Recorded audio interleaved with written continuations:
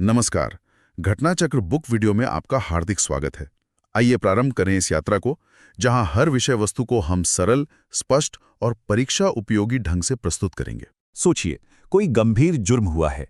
अब एक तरफ पुलिस को सच का पता लगाना है और दूसरी तरफ लोगों के अधिकारों का भी सम्मान करना है। ये एक बहुत ही नाजुक बैलेंस है। तो आज हम कानून के उन दो शक्तिशाली औजारों को समझेंगे जो इंडियन क्रिमिनल प्रोसीजर में इसी बैलेंस को बनाए रखने के लिए इस्तेमाल किए जाते हैं। तो सवाल ये उठता है कि न्याय के लिए कानून के दो सबसे बड़े हथियार आखिर हैं क्या? देखिए, इसका जवाब शायद थोड़ा हैरान करने वाला हो। ये सिर्फ सजा देने के बारे में नहीं है, नहीं, बिल्कुल नहीं, बल्कि ये सच को बाहर लाने और कमजोरों की हिफाजत करने के बारे में भी है। तो चलिए पहले पिलर की बात करते हैं। इसे आप एक जासूस के मैग्नीफाइंग ग्लास की तरह समझ सकते हैं। ये कानून को वो ताकत देता है जिससे वो सच तक पहुंचने के लिए जरूरी सुराग इकट्ठा कर सके। लेकिन सवाल ये है कि इस पावर का इस्तेमाल होता कैसे है?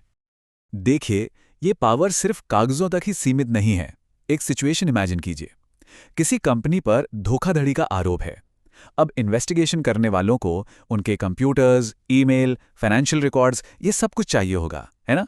तो ये पावर उन्हें कानूनी तौर पर इन सबूतों को हासिल करने की इजाजत देती है। ये पावर आती है क्रिमिनल प्रोसीजर कोड के सेक्शन 94 से, और इसे आप इन्वेस्टिगेशन की रीढ़ की हड्डी भी कह सकते हैं। इसके बिना जांच रुक सकती है क्योंकि जरूरी सबूत तो छिपे ही रह जाएंगे। तो ये सेक्शन पक्का करता है कि न्याय का पहिया वो बस चलता रहे। तो ये ऑर्डर दे कौन सकता है? अच्छा, ये काफी इंटरेस्टिंग है कि ये पावर सिर्फ अदालतों के पास नहीं है। इन्वेस्टिगेशन के दौरान एक पुलिस स्टेशन का इंचार्ज ऑफिसर यानी एसएचओ भी ये ऑर्डर जारी कर सकता है। इससे उन्हें तेजी से सबूत इकट्ठा करने में मदद मिलती है। वहीं दूसरी तरफ अदालतें तो खैर किसी भी जांच, पूछताछ या ट्रायल के दौरान इस पावर का इस्तेमाल कर ही सकती हैं।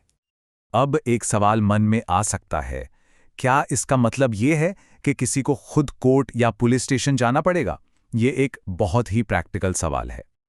नहीं, और अच्छी बात यही है कि कानून इस मामले में काफी प्रैक्टिकल है। किसी को पर्सनली जाकर हाजिर होने की जरूरत नहीं है।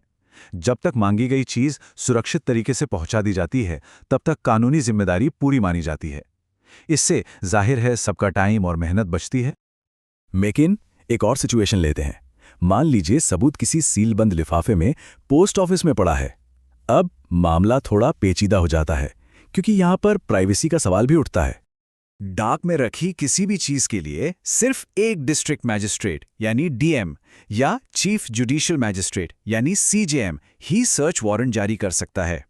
ये एक एक्स्ट्रा सेफ्टी मेजर है, ये पक्का करने के लिए कि लोगों की प्राइवेसी बनी रहे और इस पावरफुल टूल का गलत इस्तेमाल ना हो। तो ये तो हुई सबूतों की बात, मतलब चीजों की। अब बात करते हैं हमारे दूसरे पिलर की, जो शायद इससे भी ज्यादा जरूरी है। यहां बात है लोगों की, उनकी आजादी की, और यहां दांव वाकई बहुत ऊंचे हैं। जब किसी की आजादी खतरे में हो तो कानून को बहुत तेजी से और बहुत सख्ती से काम करना पड़ता है। हमारा दूसरा पिलर बस इसी के बारे में है, लोगों को गलत तरीके से कैद से बचाने की ताकत। सेक्शन 100 के तहत अगर किसी मैजिस्ट्रेट को ये शक भी होता है कि किसी को उसकी मर्जी के खिलाफ कहीं बंद करके रखा गया है, चाहे वो किडनैपिंग हो या गैर कानूनी हिरासत, तो वो उस इंसान को ढूंढने और आज़ाद कराने के लिए सर्च वारंट जारी कर सकते हैं। ये पर्सनल लिबर्टी का एक बहुत बड़ा प्रोटेक्टर है। महिलाओं और लड़कियों की सुरक्षा सर्वोपरि है। ये एक बहुत पावरफुल स्टेटमेंट है और सेक्शन 101 की आत्मा भी यही है।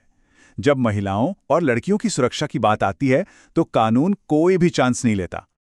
ये स्टेप्स एक मैजिस्ट्रेट की तत्काल शक्तियों को दिखाते हैं। वो न सिर्फ किसी महिला या लड़की को तुरंत रिहा करने का ऑर्डर दे सकते हैं, बल्कि ये भी पक्का कर सकते हैं कि उन्हें किसी सुरक्षित जगह पर पहुंचाया जाए, जैसे उनके माता पिता या गार्जियन के पास। और अगर जरूरत पड़ी तो इस ऑर्डर को लागू करने के लिए बल का इस्तेमाल भी किया जा सकता है। तो हमने ये दो मजबूत पिलर्स देखे जो हमारे जस्टिस सिस्टम को थामे हुए हैं।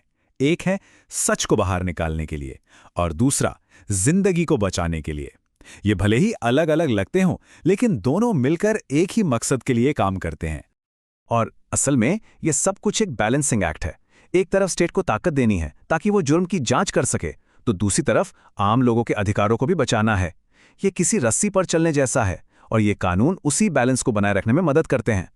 तो अगर इसे हम सिंपल तरीके से देखें तो सेक्शन 94 और 96 का काम है सबूत ढूंढना ताकि इन्वेस्टिगेशन आगे बढ़े, और सेक्शन 100 और 101 का काम है लोगों की आज़ादी की रक्षा करना।